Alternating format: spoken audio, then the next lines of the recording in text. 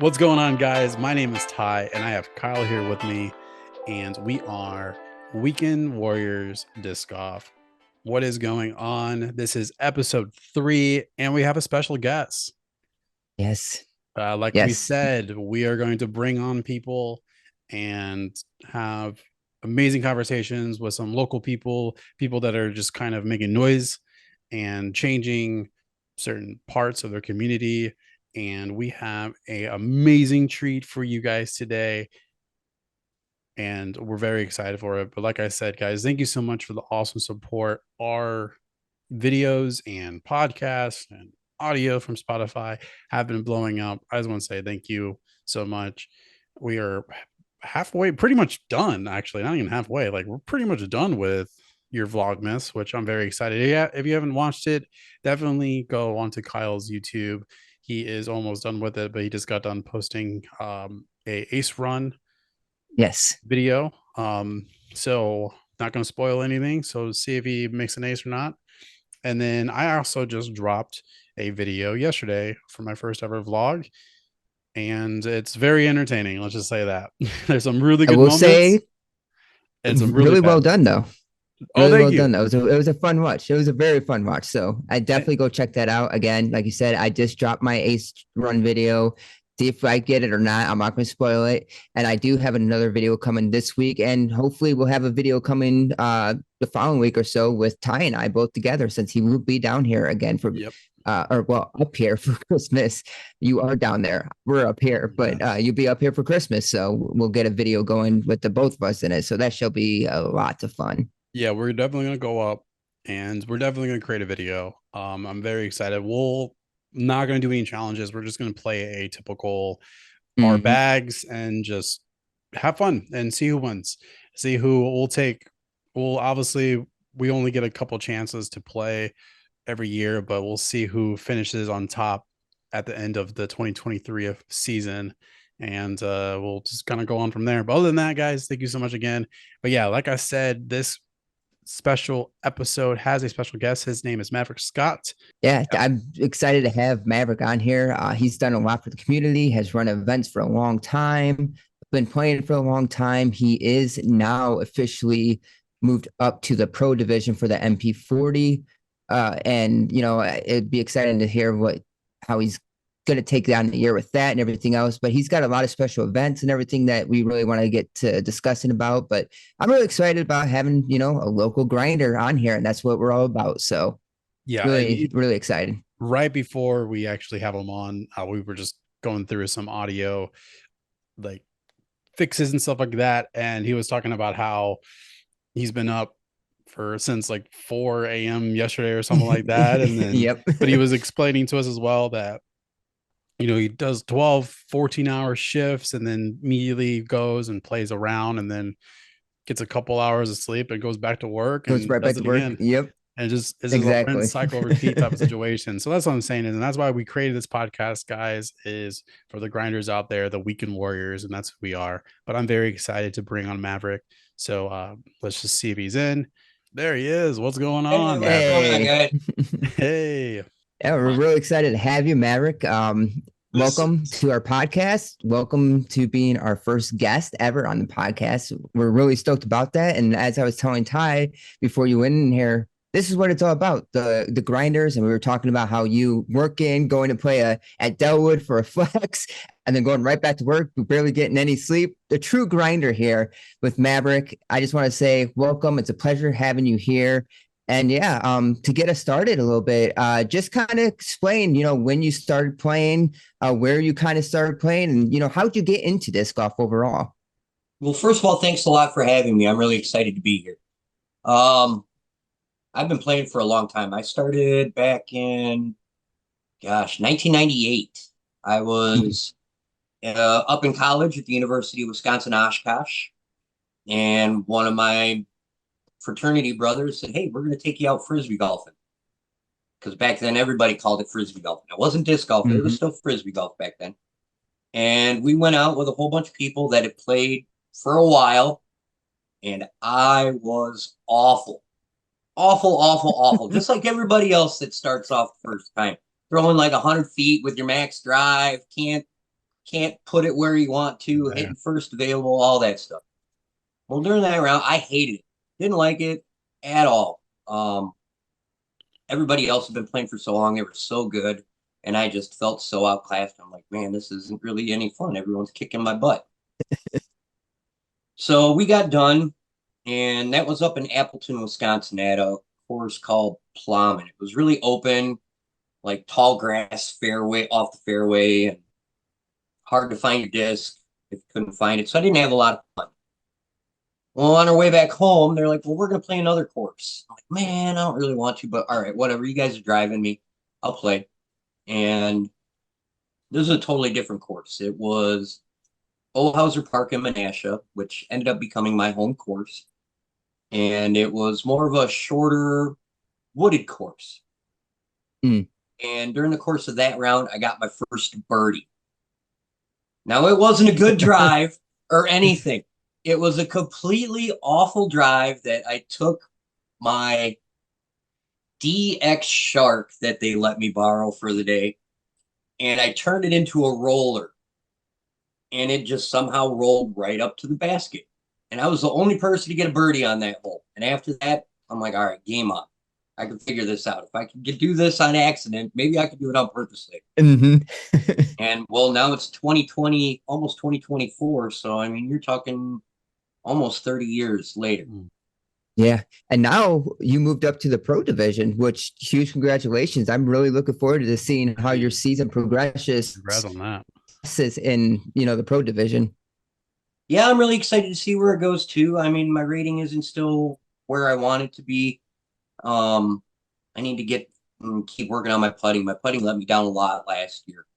So if I can get my putting where I want to be, I think I can. I think I can hang at least in the local events. I don't know so much about the bigger events when I start playing against the Chris Spriggs and some of the other big MP40 names that are out there that are 1,000 rated and whatnot. But like you guys were talking about with that flex that I went to, first MP40 tournament, first MP40 win. Granted, Yep, there were only a exactly. couple people in the division, but I still ended up winning, so that felt good. It's Good start. It's still a victory. Yeah, That's congratulations on that. So, I mean, like you said, it's a start. It's a good way to end the season going into next year. Fantastic way. Who So knows? There's still some more flexes going on New Year's Eve, New Year's Day. So I there you go. may not have the season done yet. We'll see how that goes. So did you say you only done one tournament, or have you actually done multiple tournaments? I played 14 PDJ events just this year. I think I'm up to like 95 PDJ events. I think on my first PDJ event wasn't until 2006. So I played for Okay. 9 years before I even found organized golf or leagues or tournaments or anything. Yep. No, that sounds like me. I want to say I've been playing for 8 years, but for the last 3 years, I've been playing serious. I didn't know about the pros until Ty actually said something about Paul Macbeth and Brody Smith, because he knew about Brody with Ultimate, because Ty played Ultimate. So he brought up the fact that Brody and Paul, and I'm like, Paul, who? And then I realized, like, oh, there's a whole pro circuit to this. Okay. And it just took off from there. And now I'm absolutely in love with it. So it was a domino effect. It was Kyle brought me into disc golf, had no idea what it was. I will admit it, I'm one of the 2020 COVID players. So that's where I started playing. That was we were out at a family vacation or something, and he's just like, hey, borrow some of my discs, we're gonna go play some disc golf. I was like, well, okay, like, what is it? He's like, just, it's golf but with disc. And I was like, all right, cool. Now, trying to figure out the whole game as well. And I like absolutely start falling in love with it, because like I used to play Ultimate back in the day, like especially in college and stuff. And so I was like, okay, immediately I started to throw it like an Ultimate disc. Definitely did not go well at all. And he's like, no, this is kind of like a way to like actually rip it with the backhand, and then he was trying to show me the forehand too. And I was just like, I don't know what you're telling me. Like, it's a frisbee. I'm just gonna throw it like a frisbee, and it was not working. And so but yeah, other than that, like, I absolutely started falling in love with it. And it was definitely I started to look up like how to get better. And that's when I got into the whole pro world, which I found immediately that there was a a professional division. And that's when I showed Kyle. I was like, dude, do you understand that there's like actual people doing this? And so that's how I, almost Funny 4 years story in. with talking about Ultimate and whatnot. When I was in college, we used to take my super soft special edition Rhino out, and that's how we would play Ultimate with my Rhino putter instead of the Ultimate disc. Oh yeah. We would go and do our intramural, and we'd play with this super soft putter that you could actually really rip on and was soft enough to not hurt your hands, and but it didn't have that max time aloft or anything that you could get with the Ultimate. But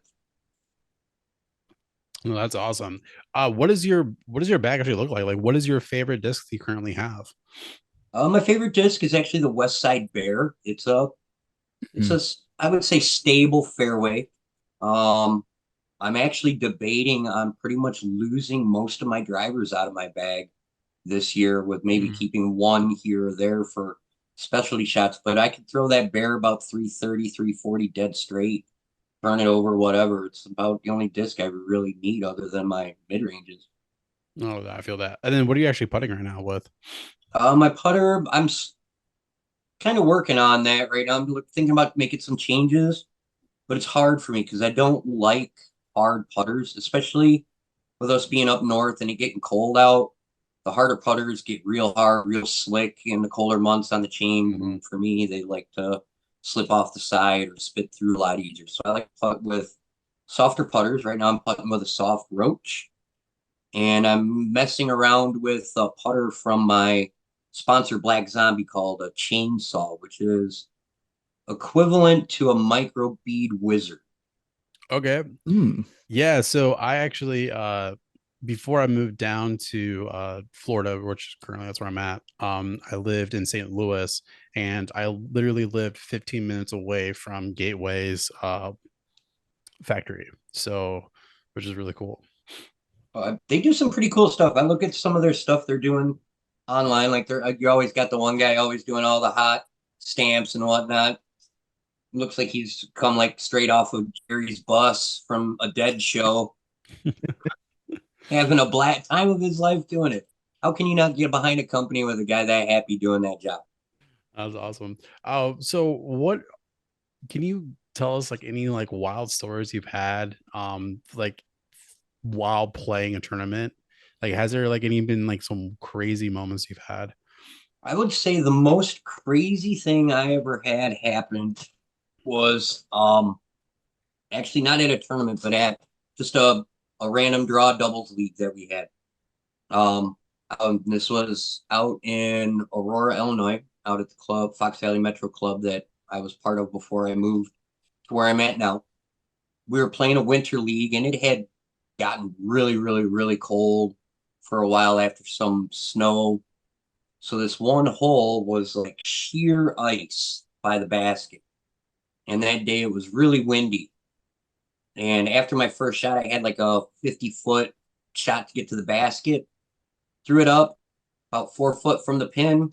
Wind blew it, skidded right back behind me. Oh, no. So I had a negative shot. So now I have about a 60-foot shot. Throw the same shot about 5 foot from the basket.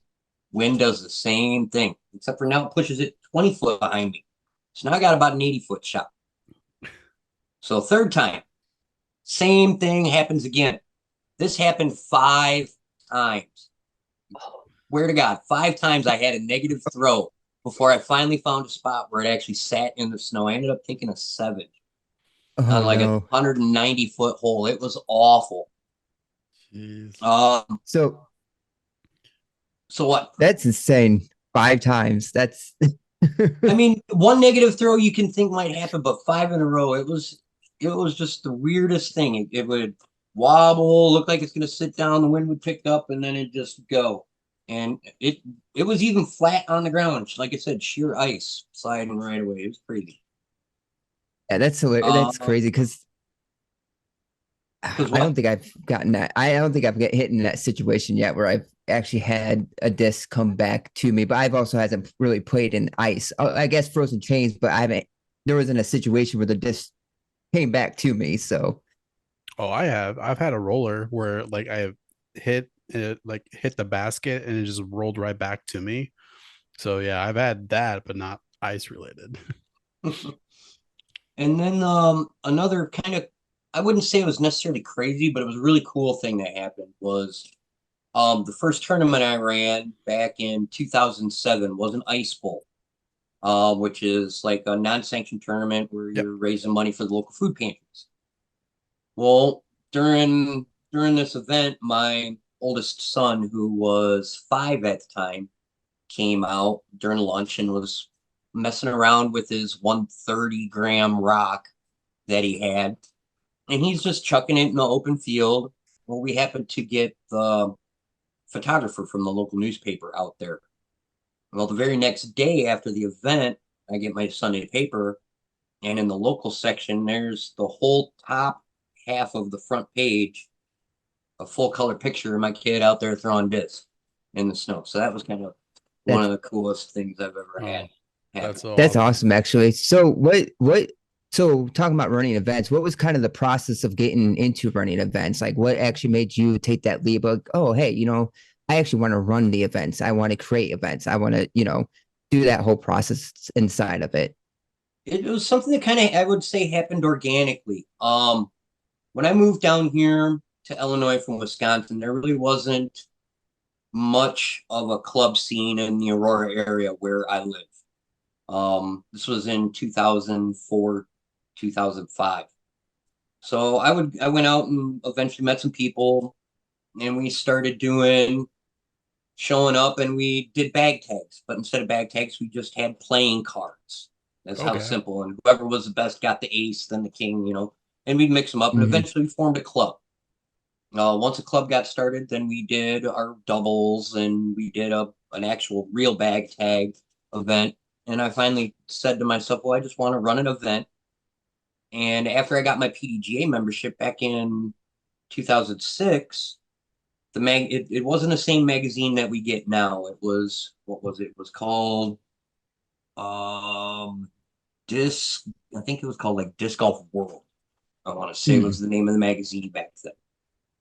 And in my first magazine, it had an ad for the Ice Bowl. I'm like, oh, this sounds pretty neat. So I contacted Rick Rothstein, who's the guy who's organized the Ice Bowl for God knows how long, I think since its beginning, and talked to him a little bit about what I needed to do. And I'd been to a couple tournaments by then, so I had an idea. Um, so I got it set up to where people came out and followed what Rick set down as rules for me. I got Terry Miller, who I knew from when I played up in Wisconsin. He came down and vended for my event. Awesome. And the rest is history. I think Mhm. we didn't really have a lot of quick access to information like we do now. When back in 2007, it was AOL dial up, and I lived out in the middle of the country, so it was going to the library to get my internet to find these things. So finding the information was more me actually having the wherewithal and the courage to talk to event organizers, that tournaments that I went to, and asking them questions and finding out that information by just not being afraid to ask questions of these people. And if anyone's out there trying to start a tournament, never be afraid to ask a tournament director or anyone in your area that's running leagues or any kind of event through disc golf, because you're not going to run into opposition. You're going to run into wealth of knowledge from a lot of people that want to help grow the sport. Mhm. So if you ask, you're going to find out the information. And I found nothing but open arms by doing that. And it made me feel much more confident into going in and running my first event. And I think my first event, we only raised like $700, but it was So such a amazing. blast, and it gave me the confidence to keep running tournaments. And I want to say I've run about 25, 30 PDGA events, and probably twice that number non-sanctioned events. Yeah, actually, because I remember meeting. So I run Friday night leagues here now, of course, as you know. And taking that leap, it was the fact that you said, because which I understood, like coming out here, like, is it worth it or not? Because John originally, a friend of ours, John originally started it, but then he kind of almost burnt himself out on it all. And then, you took it over for a while. And then with everything going on with you, and, it's a lot too to come to Walnut and back and forth every Friday and everything else.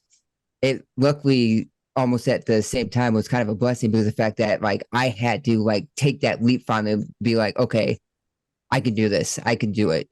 I'll just do it. I'll take it over and stuff, which really helped watching you run things, watching John run things, and then now watching you run assistant TD, just hearing your thought process of running the tournaments and stuff like that. It's helped a lot to be like, okay, I'm kind of understanding now what I need to do, and just being able to ask questions about how to do this and that and stuff. It, like you said, open arms always. And it's awesome seeing how willing people are to help everybody else in this community, which is amazing. I would say with that too is that, with our community here in Sterling Rock Falls area, there's such a large amount of people that want to just help. It makes it a lot easier because you can get burnout like John did. You can start losing that passion from feeling the stress of not having any help or anything. So I would definitely recommend that if you are a TD and you are starting to feel stressed, whether it be league, club, tournaments, any of that, ask for help. You may only find a couple, but many hands make light work and can help keep that positive frame of mind and keep that joy to where you want to continue to do. Which is great because the next question we have for you is, what are you looking forward to in the future for disc golf, or what would you like to see happen in the next, decade coming in for disc golf? Well, to be honest, I think we're headed in the right direction. You're starting to be able to see people who actually are being able to not just squeak by on touring, but actually making a life for themselves and their families touring. There's still a long way to go. We need to find some major sponsors that are actually really going to stand behind and put some real money into this particular sport. It's gonna happen. It's just a matter of when. I think part of the issue is that with the television for it, a 20-foot putt looks really easy on TV. It's not. It's very deceiving. No, it's not. People don't understand that there's wind coming from certain directions and it can change. You can't see the wind. Whereas with ball golf, you can see the undulations of the green. You can watch the ball curving left and right and going a whole bunch of different ways. It's a lot more difficult to translate that onto television. So something has to happen there. We also need to see improvement to where we're not getting breaks in the coverage due to low signal strength, whatever, to where we're not buffering and we're not losing carry in the middle of a sentence and coming back 35 seconds later and say, well, what was he talking about? That's what technology that's going to come along too. I mean, 2 years ago, you couldn't even imagine trying to even watch live coverage over at the Beaver State Fling. They managed really well to do that this last year. So as long as the technology is going to continue to come along, I think that's going to help our sport. As long as the contracts are there. I do see with the contracts, though, I think we're going to start seeing less players being majorly sponsored by companies so that these players can make a living. Is that necessarily a good thing, bad thing? I don't know. Do I really think that we need to make the contracts transparent? I don't really think it needs to be at this point. Maybe eventually when it becomes much more mainstream, they might want to, but I don't know. Is it really necessary? That could be debated. And I would have to say with what Yuli and Brody kind of discussed about the contract thing on Tour Life, I kind of agree with them on the fact that not all contracts need to be known, Yeah. big contracts, maybe it's a good idea just to kind of put it out there, just at least the top dollar one, just to give an idea of, okay, so people are making money. They can make that living. Look at these contracts, but these are the top guys, your Rickies, your Pauls, and everything else. But there is a chance to make a major living out here doing this, but you don't need to announce them all. But top dollar will also help, though, like Eagle McMahon with like his next contract, Gannon Burr with his, at least to give an idea. Okay, maybe we can't make that much, but we can get pretty close here. I also think as well, like what you kind of backboning up both of you guys on this one. Definitely it is good to show the higher ticket because like you were saying as well, Maverick, with the whole like we need more money coming in, it allows, I will even throw like Red Bull or like Ford or even Monster or just something that see like higher ticket numbers where they're like, if we actually put in some money involved in this, we could probably see, that coming back to us if we do end up sponsoring like a team or an event or whatever. They'll actually start seeing like, okay, well, this guy just got 10 for 10, so 10, 10 years for 10 mil. This guy got 5 for 5. So obviously, like, maybe if we sponsor a person or sponsor an event, like, we'll start seeing the numbers grow and then start pushing as well. Like, I think it allows some companies to actually be more self-aware of like, actual larger numbers, because that's the big struggle is people always compare ball golf to disc golf, and obviously ball golf, you know you come in like 10th or 15th spot, but you're still walking away with like 1 or 2.5 million dollars for a purse, as opposed to $2,000. So it's Right. just, And there's also the fact too that you need to remember that a lot of these numbers are never going to be 100% accurate because a lot of these people are their contracts are sales driven off yeah, of their tour series discs, their signature series discs as yeah, well. So that's always going to be a fluctuating number in there as well. So you're never really going to know exactly how much someone's really making because Paul Macbeth yeah, probably sells 4 million discs. Calvin probably sells 10 million. oh yeah, And then you got Simon, who's probably in a world of his own on how many discs he sells with his name or whatever, oh just yeah, because of their popularity. And yeah. I so right now, I think that's our main revenue source for our main pros right now, much more so than the contracts. Because I mean, Ken Klimo's still making money on discs, and he's not even playing. I mean, yeah, Mm-hmm. I've gone through many KC Rock Pros. You have a shattered one on your wall. I have a shadow on my wall. You can't see it, but it's over there. It's my first one. But no, So, oh, go ahead. Finish your oh no, last you're good. thoughts. You're good. You're good. Okay. So how do you contribute the growth of disc golf in our community with your events and everything else? Well, sure. Well, there's a couple things that I try to do. First of all, I try to help out with anything that I have time for with our local club, because everything starts at your club level, from running leagues to um, tournaments. With us, we're fortunate where we have club members that are working in our park districts.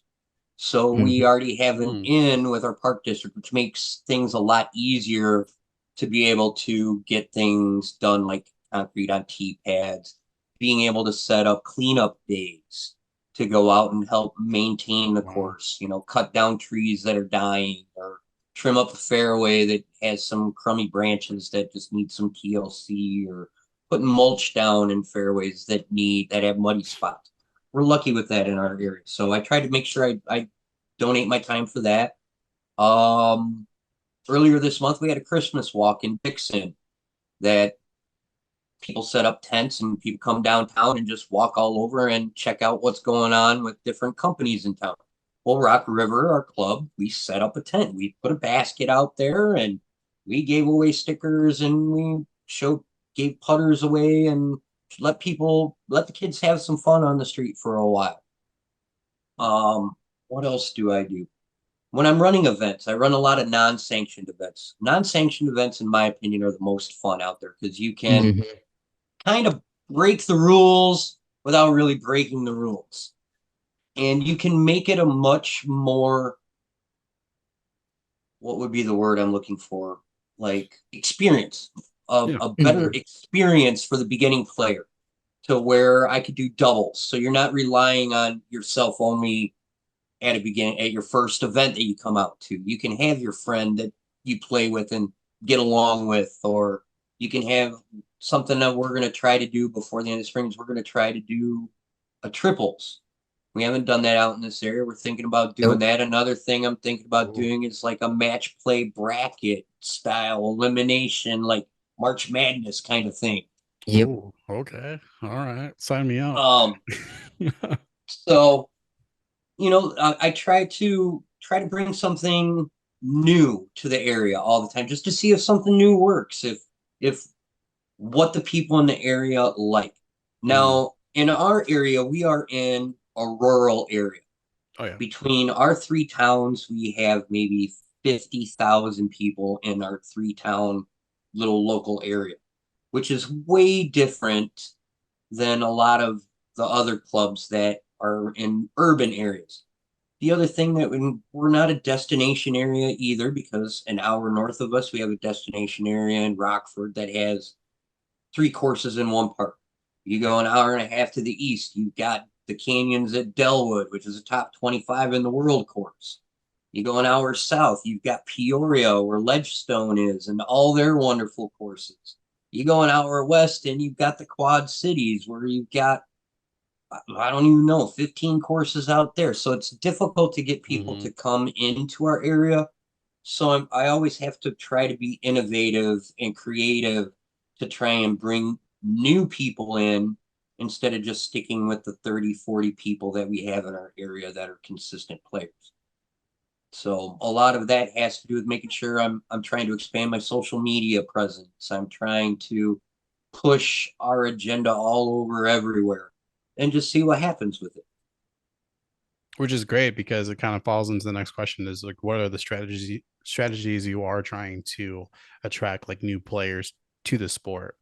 So like even the people that don't even know disc golf, like how are you trying to get them even involved? Well, I try to make myself when a new player comes out, like to one of our leagues or when I'm out playing casually in, I always try to make sure, and if I see someone walking around by themselves, I try to make sure that I'm approachable. I'm, I would say I'm always smiling, but no one wants to look at this ugly mug when I'm smiling. But I want to make sure I'm approachable. I want to make sure I have a positive mindset. I want to make sure that these people feel comfortable around not just me, but the other people that I'm with as well. Because I'm I'm a talker and I'm a social person, Mhm. so I'm usually playing around with a lot of people.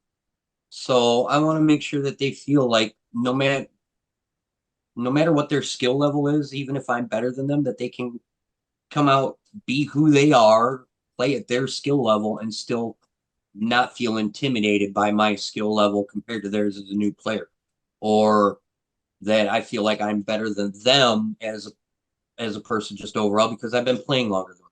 No, I'm trying to grow the sport. I'm trying to get people to come back.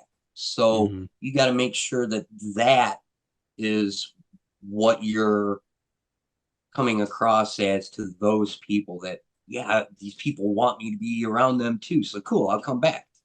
And also, like I was saying before, I want to offer a wide variety of different types of events that people want to play, whether it be singles, whether it be doubles.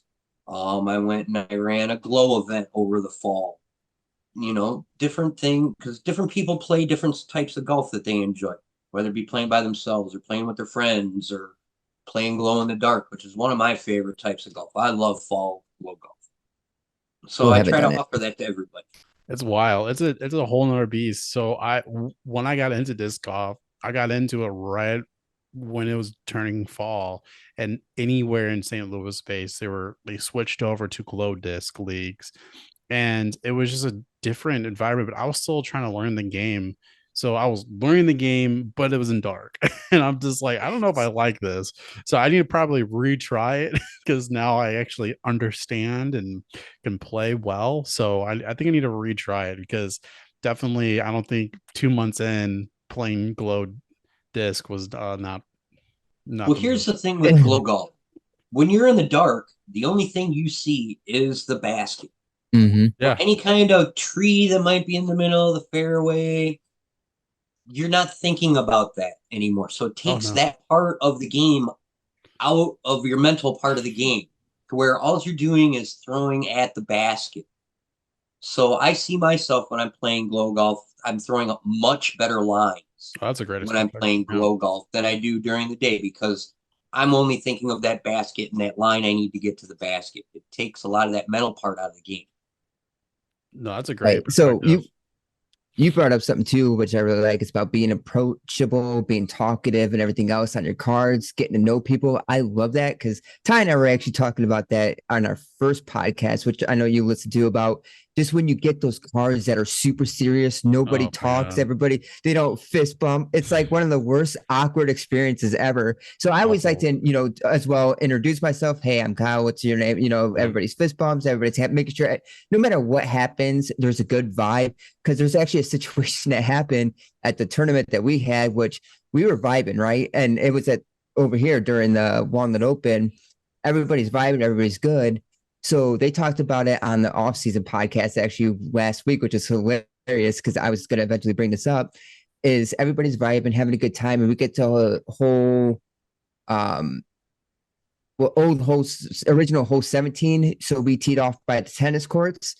And what had happened was Turbo, somebody that Oh yeah. Mav and I know, he putted in the putt and he was gonna get ready to go clean the basket out, because it's etiquette. It's just what you do. You after you putt, you clean the putter out.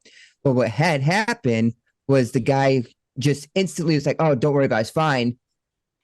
Turbo's putt was in the basket completely. It was not hanging under chains or anything else. The guy putted it, hit the chains, bounced straight down off of his putter, and bounced out the basket. Got really awkward pretty quick. But and it's like, well, Turbo offered to clear it, but there's no like official rule.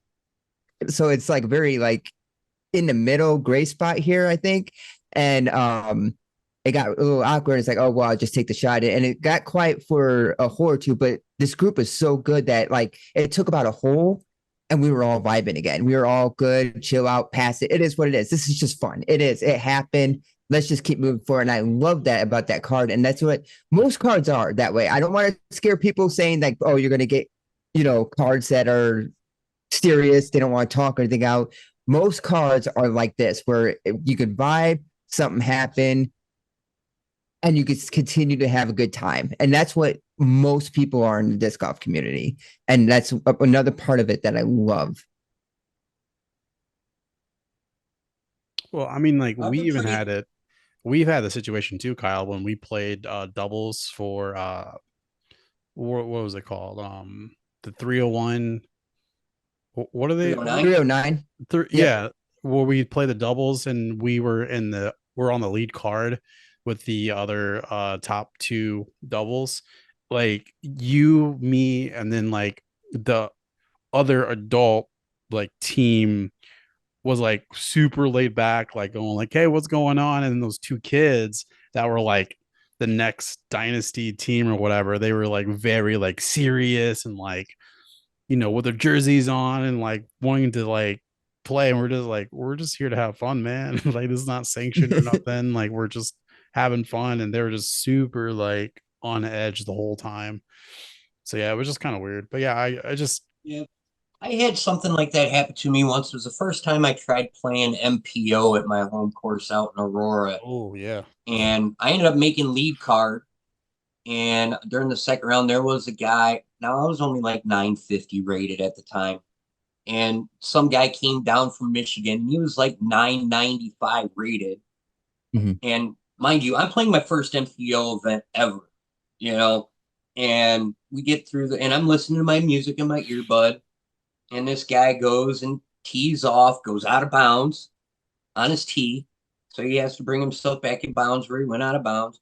And I'm standing about 15 foot behind him with another guy next to me. And I pulled my earbud out and I said something real quick as the guy kind of threw, but I said it quietly and he shanked it out of bounds again. Well, the guy totally freaks out on me, saying that I can't be talking while he's throwing. And I'm like, dude, I was whispering, and it just totally killed the entire mojo of the card for the whole rest of the round.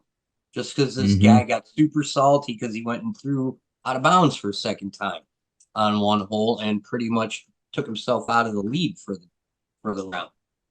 So I Yeah, understand exactly what you're saying. I mean, MPO is a it little bit gets awkward. different Mm-hmm. than, but I mean, it could be any division where people are trying to be competitive, I guess. But Yeah. I don't know Yep. when you're playing a sport that isn't something I'm either going to eat or not eat. You know what I mean? Depending on how I Mm-hmm. play, it doesn't matter enough to me. And I'm whether I win the 20 extra bucks from taking third versus fourth, does it really matter that much? No, because I'm still going to be out here playing tomorrow again, regardless of how I do. Mhm. So, Exactly. Exactly. So can you share a memorable experience or moment from one of the disc golf events that you've actually organized? Like just in general, any event that you've actually run, organized, what's your one thing that you just remember vividly that was this is awesome? um, it would have to be one year, the last year that I ran the Ice Bowl for Fox Valley. It was our 10th anniversary. So it would have been 2017, the last year that I helped run it. We ended up raising in our one day $14,000. Wow. And Amazing. we ended up, and it was under the Ice Bowl moniker. So you're kind of going with all the Ice Bowls across the country. And we ended up in the nation, I think ended up number 5 for our total donation, which was really cool. I mean, we got lucky because it was a election year. So one of the guys in our club had the brilliant idea to hit up all of the people running for office. So we got so many donations from all of these people trying to run for Senate and Congress and local offices and everything. It was crazy. I think we made like $8,000 just off of those people alone. So Smart. for those of you running any kind of charity event, hit up your local congressman for money because it's tax write-off for them and they want their name out there so they could get reelected. Well, this is the great year for it Exactly. because it's 2024 right around the corner, election year. So start making it happen. But yeah, that's really cool. Before we hit obviously our main topic, which is talking about frozen chains, I do want to ask, what are some like good tips for beginners that you currently have for like getting right into it, like Great disc question. disc selection, or even like how to play, like what they should be looking at, like anything at all, just in Sure, general. I have three basic tips. First and foremost, find a disc that feels comfortable in your hand. No matter what, if it's not comfortable in your hand, you're not going to be able to be consistent with what you're trying to do. Second, learn how to throw a mid-range flat. Once you learn how to throw a mid-range flat and straight, then you're going to be able to tell what you're doing right, what you're doing wrong on how the disc is flying at how that mid-range is flying at. And then you can start incorporating that into your other discs as well. And the third, as much as everyone else says it, practice, practice, Mhm. practice. You can't just go out and if you want to get better, play rounds. Actually spend some time with some field work. Spend some time just working on your putting before your round, after your round. Don't just go out and throw. When you're playing a casual round by yourself, don't be afraid to throw 2, 3 drives on a hole. Now, mind you, you want to make sure you pick up your discs and don't leave them. But like I do, sometimes I've lost more I've done discs that. just leaving them on the course when I'm throwing second and third shot. But don't be afraid to try a new line. Maybe that's what you're looking for. Um, yeah, those would be my 3 main things that you want to do. A mid range is always going to be your best friend. Um, And it's how you're going to learn how to be consistent until you start getting that power with the drivers. Because you're not going to have power for a 13 speed when you're a beginner, unless you're coming right straight off of the Team USA baseball team. You're not going to have the arm speed that you need to throw that disc properly.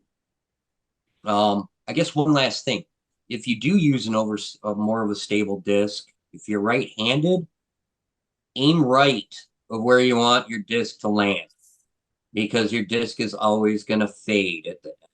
So throw your disc knowing that your disc is not just going to go straight, it's going to hook at the end. Be ready for that.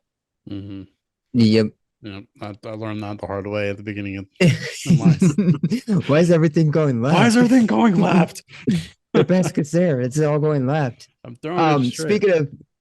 Speaking of main topic, obviously we're here to talk about Frozen Chains. It's one of your biggest events, favorite events, as you said. You kind of explained how it started. How long have you been running this event?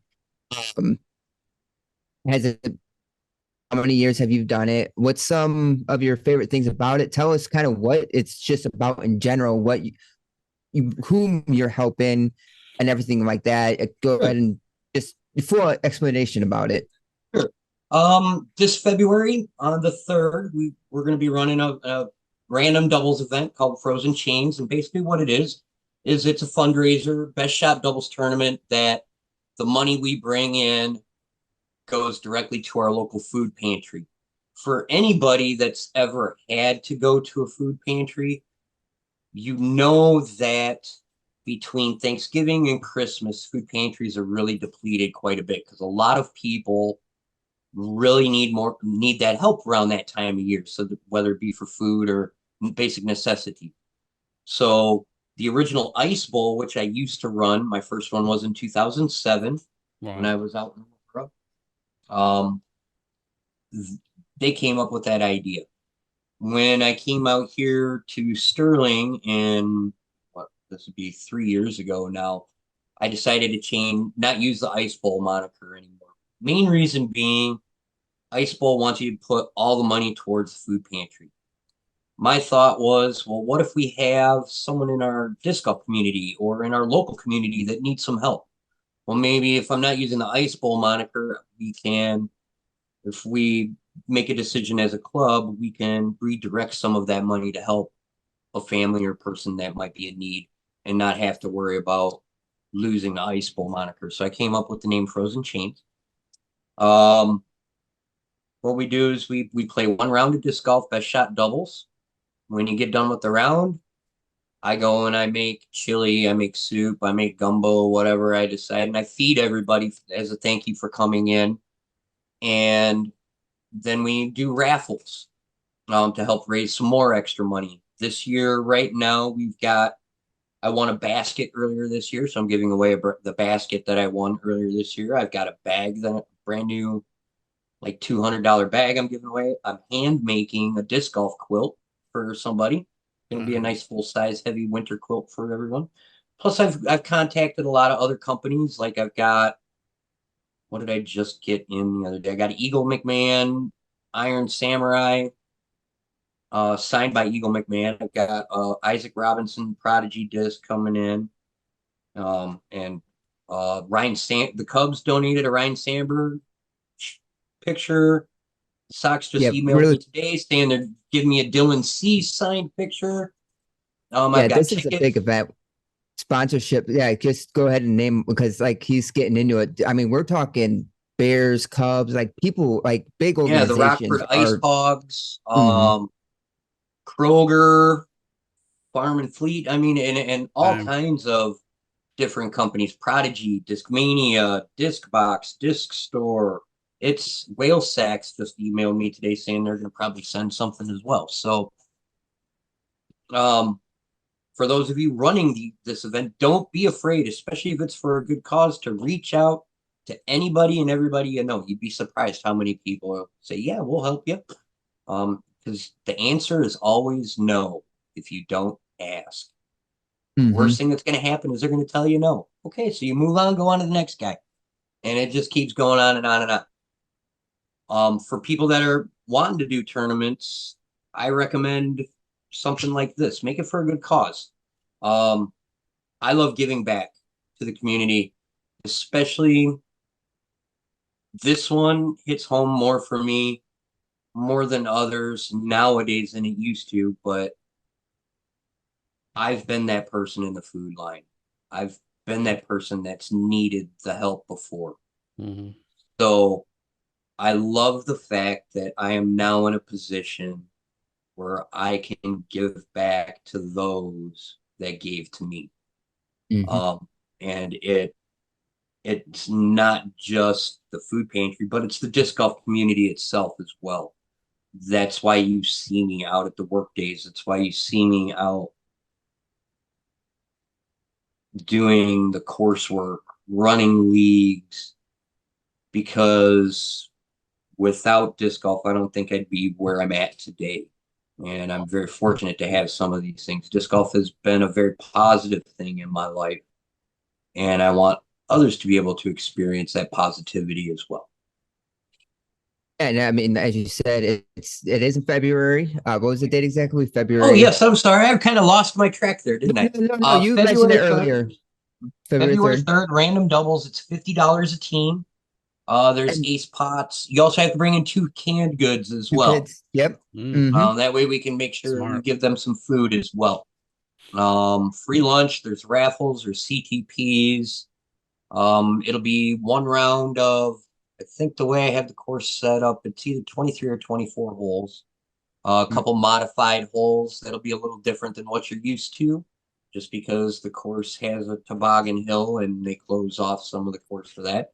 So we modify it a little bit to still be able to get out there and play. We're also already planning on in April, we'll have our PDGA event at Walnut. That'll be the 28th of April. I think that's about all I've got planned so far at this point. Yeah, they've been playing a lot of disc golf and getting that rating up and seeing how many wins you could take in the pro division now, which, like I said, I'm really excited for.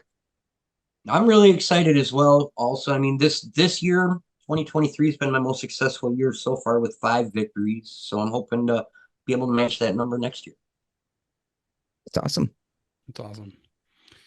So Before we end at the interview, as I'm sure Ty was, any sponsors for yourself or anything else, if you want to give shout outs to whomever and everything Oh, else. I mean, definitely. Yeah, I want to give a shout out to my 2 sponsors, Black Zombie, who picked me up for the 2024 season on their pro team, and also my sponsor I've had for a couple years now down in Georgia, Gravity Disc Golf. They're great.